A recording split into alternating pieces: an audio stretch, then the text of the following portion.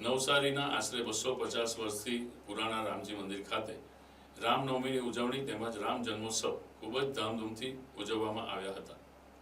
રામનવમીના પર્વને લઈને નવસારીના દુધિયા તળાવ સ્થિત રામજી મંદિરે સવારથી જ ઉજવણીનો માહોલ જોવા મળ્યો હતો, જેમાં સવારે યજ્ઞ કર્યા બાદ રામ જન્મોત્સવની ઉજવણી કરાઈ હતી અને ત્યારબાદ લગભગ 35,000થી વધુ લોકો માટે મહાપ્રસાદની પણ વ્યવસ્થા કરાઈ હતી.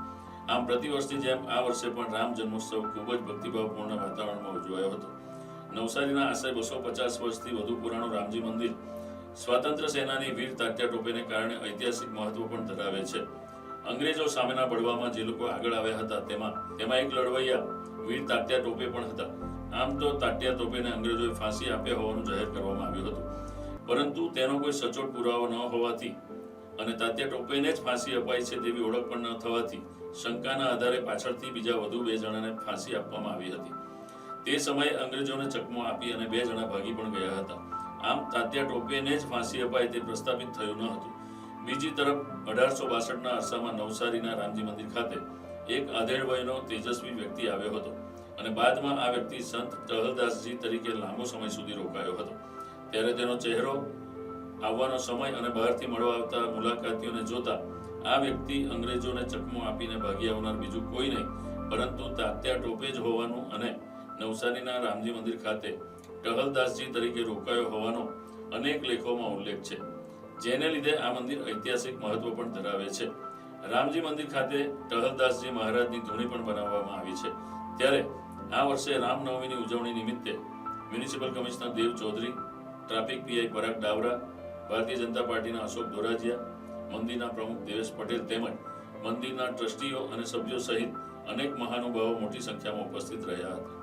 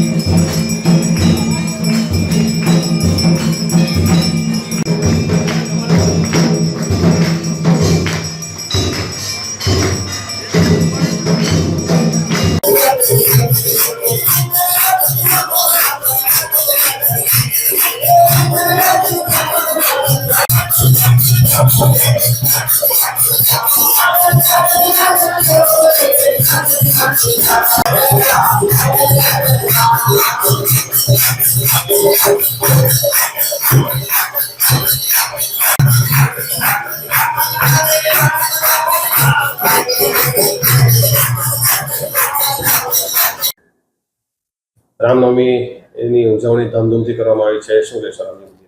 જય સિયારામ. આજે હિન્દુઓનો પવિત્ર તહેવાર અને સનાતનનું જે અત્યારે વાતાવરણ છે તેની અંદર રામનવમીનો તહેવાર સામાજિક રીતે ખૂબ જ અગત્યનો અત્યારે થઈ રહ્યો છે અને એની અંદર રામ મંદિર નવસારી એક અગત્યનો ભાગ ભજવી રહ્યો છે ને અગત્યનું એક કેન્દ્ર બની રહ્યું છે. અત્યારે જ 12 વાગે આરતીની પૂર્ણાહુતિ થઈ અને નવસારી મહાનગરપાલિકા જ્યાંથી ડિક્લેર થઈ છે એના જે કમિશનર હતા એમણે જાતે આવ્યા, મુલાકાત લીધી અને અનાયાસે આરતીના સમયે જ એ અહીંયા હતા એટલે એમણે આરતી પણ કરી અને અહીંનું વાતાવરણ જોઈને એમણે એનું એપ્રિસિએશન પણ કર્યું.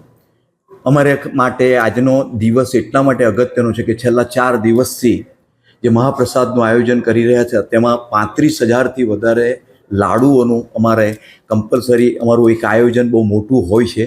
અને એની અંદર આજની તારીખે સવાર થઈ યજ્ઞની તૈયારી, યજ્ઞ બાદ કમ્પ્લીટ 5 વાગ્યા પછી આ પ્રસાદનું આયોજન જે અમે કરીએ છીએ ત્યારબાદ લગભગ 30,000થી 35,000 માણસો અહીં આવીને મહાપ્રસાદનો લાભ લે છે. ત્યારે ફક્ત પ્રસાદ અગત્યનો નથી પણ રામજી મંદિર એની સાથે લોકાભિમુખ બનીને શહેરની અંદર નહીં પણ શહેરની આજુબાજુના ભાગોની અંદર એક એવું સાંસ્કૃતિક કેન્દ્ર બનીને ઉજાગર અમે બનાવીએ છીએ બધાને કે એની અંદર બીજી બધી પ્રવૃત્તિઓ જેવી કે વિધવા સહાય, બાળકોને ક્યાંક ને ક્યાંક એ લોકોને શીખવા માટેના કોમ્પ્યુટર ક્લાસીસ, વિનામૂલ્યે આરોગ્ય વિશેની માહિતીઓ આપીને દવા આપવાનું કામકાજ કરતી એલોપેથી અને હોમિયોપેથીના બંને દવાખાનાઓ ફ્રી ઓફ કોસ્ટ કરવામાં આવે છે.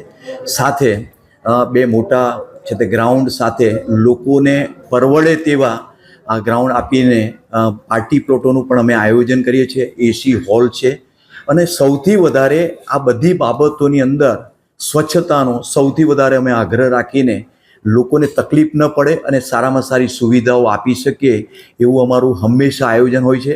અને રામનવમીનો આજનો આ તહેવાર અત્યારે જોઈએ તો સમગ્ર ભારતની અંદર સનાતન ધર્મનું એક પતાકા જ્યારે લહેરાઈ રહી છે ત્યારે અમારે માટે આ કેન્દ્ર ફક્ત સનાતન પૂરતું નથી, વિધાઉટ એની ડિસ્ક્રિમિનેશન જેને કહી શકાય એ રીતે નાત જાત ભેદભાવ વગર આ રામજી મંદિરને સમગ્ર નવસારી વિભાગનું અમે એક સાંસ્કૃતિક કેન્દ્ર બનાવવા તરફ આગળ વધી રહ્યા છીએ. એટલું જ નહીં, હંમેશા અમે કામ કરતા આવ્યા છે.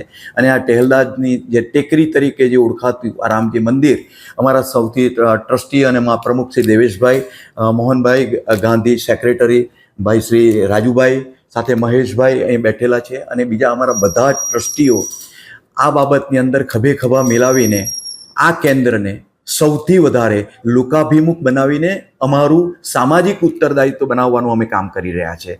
અને એ નિમિત્તે સૌ નવસારીના આજુબાજુના અનેક લોકોને રામનવમીના ઉત્સવ નિમિત્તે ખૂબ સારી શુભકામનાઓ પાઠવીએ છીએ.